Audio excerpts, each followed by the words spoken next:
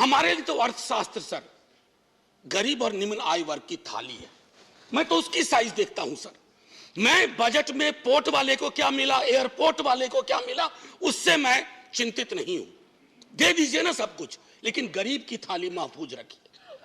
गरीब की थाली छोटी होती जा रही है, नौकरियां नहीं मिल रही हैं। अभी रेलवे वाले विजुअल्स आप सबने देखे होंगे माननीय उपसभापति महोदय। मैं खास तौर पे कहूं, एजुकेशन और हेल्थ में जो आपका एलोकेशन है, अलॉटमेंट है, उसमें फिर से एक बार वही रोजगार सृजन की कोई चर्चा नहीं। There is no vision at all. आपने एक आंकड़ा दिया 60 लाख 5 वर्षों में। अरे लेबर फोर्स में एंट्री के लिए तैयार लोगों की आपको फेहरिस्त की जानकारी है? करोड़ों करोड़ दस्तक दे रहे हैं, आपने दरवाजे बंद करके रख दिए। और चूंकि आपने दरवाजे बंद करके रख दिए तो आपको वो विजुअल्स देखने पड़ रहे हैं। माननीय मंत्री महोदय हैं, आपके माध्यम से कहूं सर, फौरी तौर पर एक रोजगार कैलेंडर पर काम करिए। सालाना हर विभाग, हर क्षेत्र, हर निकाय वहां से निकाल के रखिए कितनी वैकेंसी है और कब भरेंगे, क्योंकि जब आप उन वैकेंसीज को नहीं भरेंगे, सब्र का प्याला बढ़ता जा रहा है।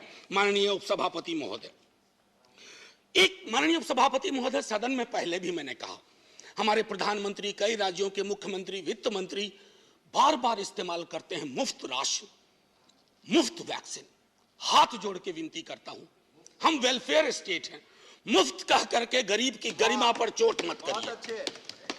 हर नागरिक का स्टेक है, अधिकार है, और उस अधिकार को आप जब कहते हैं मुफ्त में दिया, मुफ्त में दिया, अरे आप अपनी तस्वीर लगा लीजिए बोर्डी पे, आप तस्वीर लगा लीजिए बोर्डी पे, सोच ईमानदार, काम दमदार वगैरह वगैरह लिख दीजिए, लेकिन मुफ्त कह करके गरीब का अपमान मत करिए, क्योंकि गरीब की लानत अगर पड़ेगी तो बहुत मुश्किल होगी। माननीय उपसभापति महोदय, गरीबी का विलोम ब्रायन स्टीवेंसन कह गया, गरीबी का विलोम संपत्ति नहीं होता है, गरीबी का विलोम न्याय होता है। आपको अपने बजट के नजरिए में देखना होगा।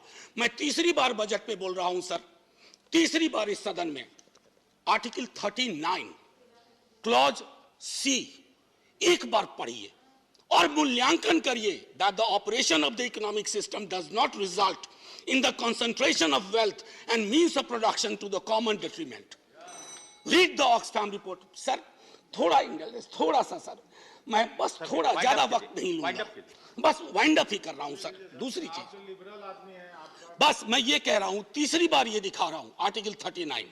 खैर सर, ग्रोथ बड़ी चर्चा होती है, आप कुछ नंबर बताते हैं, ये डिस्प्यूट करते हैं इधर से। सर हमको उससे भी मतलब नहीं है। आपका ग्रोथ फेसलेस क्यों है?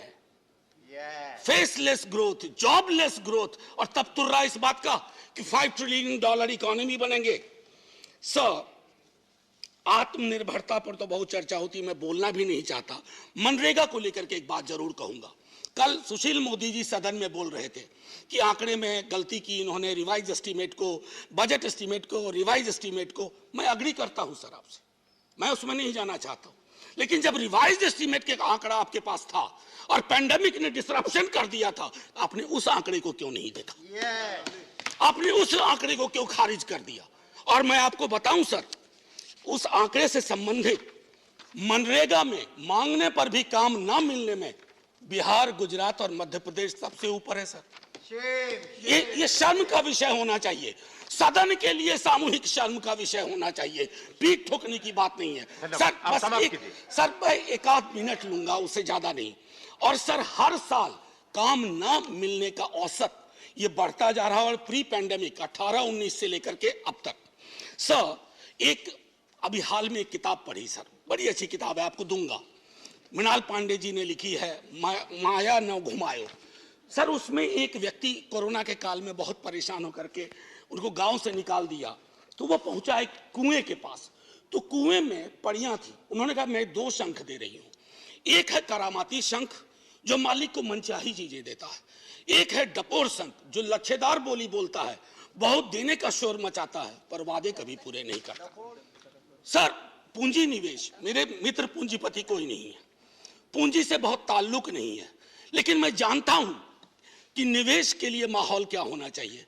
सर, जहां फातिहा के लिए उठे हाथ पर कंट्रोवर्सी हो जाए, जहां वस्त्र, कपड़े पे, रहन सहन, खान पान पे, आप उस देश में सर कोई निवेश करने से पहले हिचकेगा। Sir 30 second. सर, आप तो जय हिंद बोलने का, आप शुरू में ही एक शेर आपके लिए सुनाया था, एक और सुनाऊंगा आपको।